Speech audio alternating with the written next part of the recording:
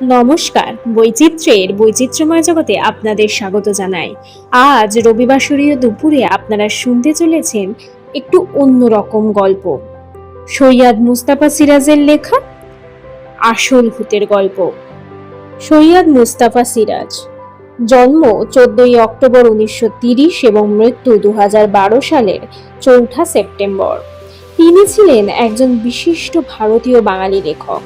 1994 সালে তিনি তার অলীক মানুষ উপন্যাসের জন্য সাহিত্য একাডেমি পুরস্কার লাভ করেন, যা তার সবচেয়ে প্রশংসিত কাজ হিসেবেও বিবেচিত হয়। তিনি প্রায় 150টি উপন্যাস এবং 300টি ছোট গল্প রচনা করেছেন। তিনি গোয়েন্দা চরিত্র কর্নেল নীলাদ্রি সরকারের স্রষ্টা। বৈচিত্র্যের পক্ষ থেকে তাকে জানাই সশ্রদ্ধ প্রণাম। তাহলে আর বেশি কথা না বাড়িয়ে শুনে নেওয়া যাক আমাদের আজকের গল্প, আসল ভূতের গল্প।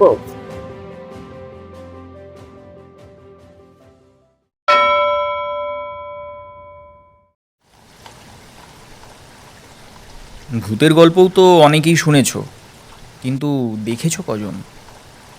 যারা দেখেছে বলে তারা কিন্তু নকল ভূতই দেখেছে। আসল ভূত কি দেখা দেয়? বলবে ভূতের আবার আসল নকল আছে নাকি? আলবাত আছে। যেমন ধরো, দুপুর রাতে পাঁচিলের ধারে হঠাৎ দেখলে ঘোমটা পরে কে যেন দাঁড়িয়ে রয়েছে।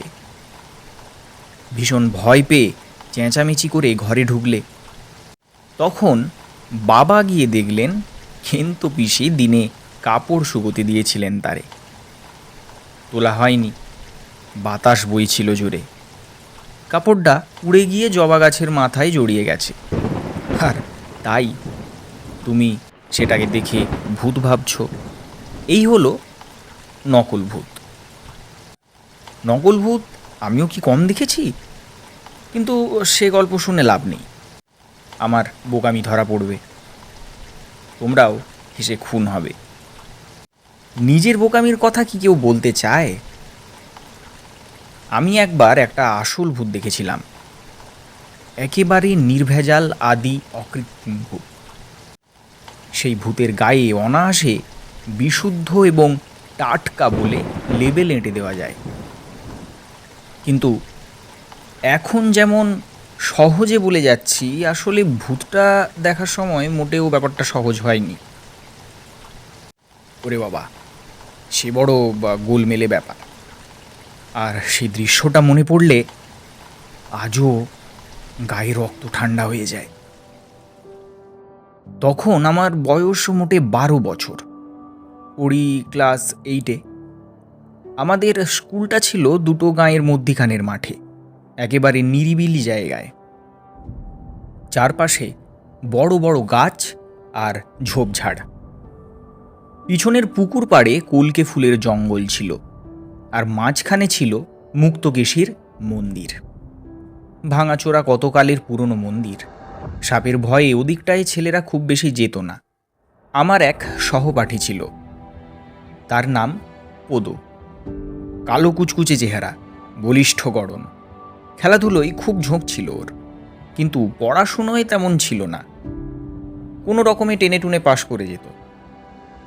আমার সঙ্গে পোদোর ভাব হওয়ার কারণে ক্লাসে মাস্টারমশাই পড়া জিজ্ঞেস করলে আমি ওকে ফিস ফিস করে বলে দিতুম। পরীক্ষার সময় তো কথাই নেই, আমার খাতা থেকে টুকতে দিতুম। এতে আমারও লাভ ছিল, কারো সঙ্গে ঝগড়াঝাটি হলে পোদো আমার পক্ষ নিত।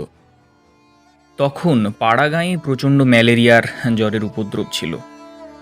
মহামারীর মতো গা উজাড় হয়ে যাচ্ছিল এই রোগে।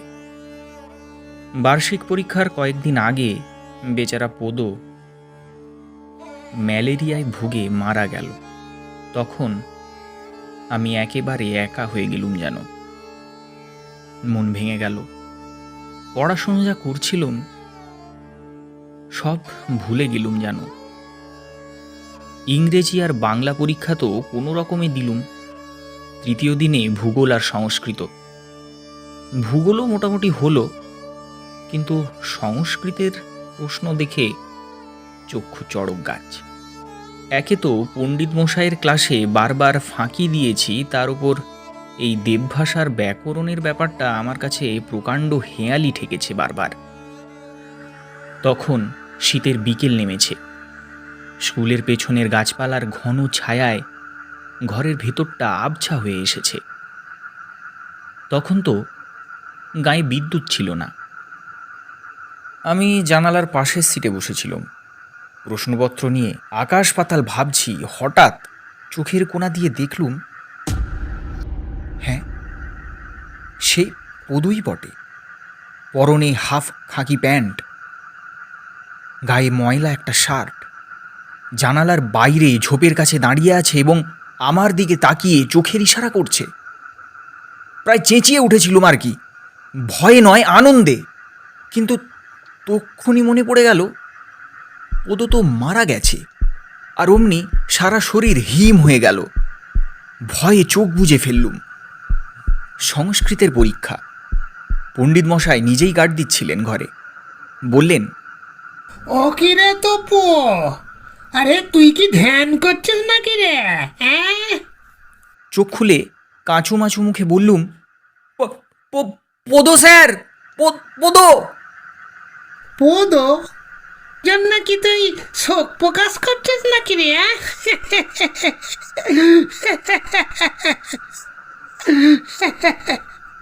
এই বলে পণ্ডিত মশাই আকর্ণ হাসতে লাগলেন।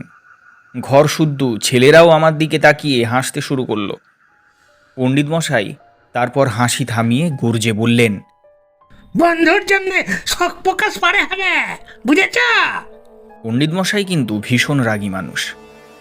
দেয়ালে মাথা ঠুকে দেন, নয়তো কান ধরে মার্চ করাতেন। এমনই সব শাস্তি দিতেন আমাদের। তাই আর ওকে কিছু বলার সাহস হলো না। লেখার ভান করলুম, কিন্তু মনে অস্বস্তি। আবার একটু পরে চোখের কোণা দিয়ে জানালার বাইরে তাকালুম। কি আশ্চর্য! পদুই তো ঝোপের মধ্যে দাঁড়িয়ে আছে এবং চোখ টিপে আমাকে ইশারা করছে। এবার স্পষ্ট দেখলুম তার হাতে একটা কাগজ। কাগজের দিকে ইশারা করে সে কিছু বলতে চাইছে যেন। কাঁপতে কাঁপতে বললুম, পদো স্যার, স্যার পদো। পণ্ডিত মশাই এবার সোজা আমার কাছে এসে বাজ পড়ার মতো আওয়াজ দিলেন, রসিকতা হচ্ছে, রসিকতা, পাষণ্ড বলিবদ্ধ কথাকার। তখন গলা শুকিয়ে গেছে, বোবাই ধরেছে যেন। অতি কষ্টে বললুম, জল স্যার। আসে ছাত্রদের জল খাওয়ানোর কোনো ব্যবস্থা ছিল না। বাইরে টিউবওয়েলে গিয়ে খেয়ে আসতে হতো। টিউবওয়েলটি ছিল খেলার মাঠের এক কোনায়। পণ্ডিত মশাই দাঁত মুখ খেঁচিয়ে বললেন, জল খাবে তো পদ পদ করছে কেন হে মূর্খ? যাও যাও, গিয়ে জল খেয়ে এসো। বাইরে গেলুম। কোথাও কেউ নেই। পরীক্ষার সময় আজকালকার মতো তো গার্জেনরা তখন স্কুলের আনাচে কানাচে গিয়ে দাঁড়িয়ে থাকতেন না। ভয়ে ভয়ে টিউবওয়েলের কাছে গিয়ে সেই ঝোপটার দিকে তাকালুম। না, কেউ নেই তো ওখানে। এক হাতে টিউবওয়েলের হাতল চেপে অন্য হাতে জল খাওয়া ভারী কঠিন।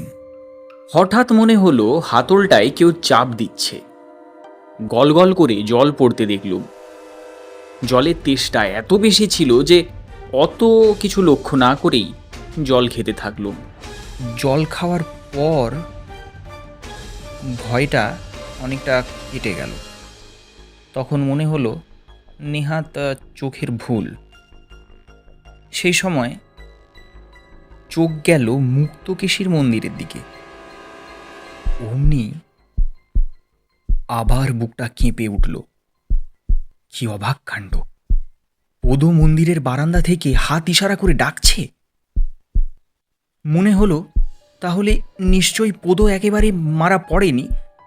তার মানে শ্মশানে গিয়ে যেভাবেই হোক বেঁচে উঠেছিল, কিংবা কোনো সাধু সন্ন্যাসীর দ্বারাই প্রাণ ফিরে পেয়েছিল। আমাদের খবরটা কোনো কারণে জানানো হয়নি। ছেলে মানুষের বুদ্ধিতে এভাবেই ব্যাপারটা ব্যাখ্যা করলুম। তারপর মরিয়া হয়ে মন্দিরের জঙ্গলে ঢুকে পড়লুম। সামনে গিয়ে চেঁচিয়ে বললুম, পদ, তুই বেঁচে আছিস? পদ ঠোঁটে আঙুল রেখে ইশারা করে আবার চুপ করতে বলল। তারপর বারান্দার উপর থেকে একটা ভাঁজ করা কাগজ ফেলে দিল। কাগজটা খুলে দেখি সংস্কৃত প্রশ্নের কতকগুলো উত্তর লেখা রয়েছে। ঠিক এগুলোই আমার জানা ছিল না। কাগজে গোটা গোটা অক্ষরে লেখা উত্তরগুলো প্রাণপণে মুখস্থ করতে থাকলুম। পদর বাঁচা মরা ব্যাপারটা তখন মাথায় আর নেই। পরীক্ষা বলে কথা। একটু পরেই আচমকা কি আমার কান ধরে ফেলল। অমনি আঁতকে উঠে দেখি পণ্ডিত মশাই। পণ্ডিত মশাই চিরা গলায় চেঁচিয়ে উঠলেন, ওরে হত ছাড়া তস্কর, ওরে কুটবুদ্ধি কুষ্মাণ্ড, পড়াশুনো ফাঁকি দিয়ে এমনি করে চুরির রাস্তা ধরেছ? কাঁদো কাঁদো সুরে বললুম, না না স্যার, পদ। চাপড়াও, স্তব্ধ হও তস্কর বালক, চল চল তুই এক্ষুনি চল। পণ্ডিত মশাই আমাকে সেই কাগজ শুদ্ধ হিড় হিড় করে টেনে নিয়ে চলে গেলেন। ক্লাস 8-এ ফেল করেছিলুম সেবার, সে ওই পদর ভূতের জন্যই। কিন্তু কেউ কি সে কথা বিশ্বাস করল? বাবা বলেছিল পড়াশুনো করবে না, তাই টুগলিফাই ছাড়া উপায় ছিল না, ধরা পড়ে বেচারা পদুর ঘাড়ে চাপাচ্ছে। কিন্তু কাকে বোঝাবো ব্যাপারটা কত সত্যি? আমি বলেছিলুম, কিন্তু হাতের লেখাটা তো আমার নয়, পদর লেখা ওটা, মিলিয়ে দেখো না। শুনে দাদা বলেছিলেন, হতভাগা, অসুখের আগে পদ তোর কাছে সংস্কৃতের মানে বইটা নিয়ে গিয়েছিল না? আমি দেখেছি।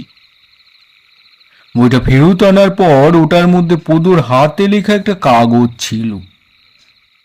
চালাকি করিস নে। আমি কিন্তু দেখিনি কোনো কাগজ। যাকগে, যা হবার হয়েছে। এই গল্পটা একদিনে কাউকে বলিনি। বললেই তো বলবে নিজে টুগলিফাই করে ভূতের ঘাড়ে বদনাম দেওয়া হচ্ছে, মহা ধরিবার ছেলে রে বাবা।